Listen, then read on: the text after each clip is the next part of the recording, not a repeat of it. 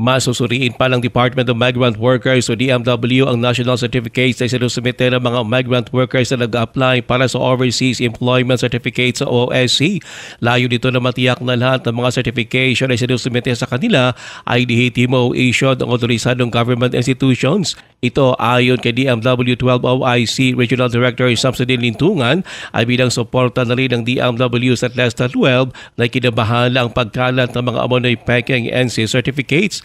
Ayon pa kay Lintungan, mahalaga ang pag-deploy sa ibang bansa ng mga kwalipikado at certified workers para maprotektahan ang reputasyon ng mga overseas Filipino workers. Madalas na isinusumite sa DMW 12 ng mga kliyente nilang nais sa mga ibang bansa ay housekeeping NC2 at domestic work NC2 na pareho registered program ng TESDA. Sinabi naman ng TESDA 12 na pinamumunuan ng Regional Director Jerry Tizon na lahat ng mga national certificates ay issued na electronically sa pamamagitan ng ENC system. Ang mga ito ay may QR code na maaaring maskan para matukoy na lehitimo o peke ang mga isinumiteng national certificates.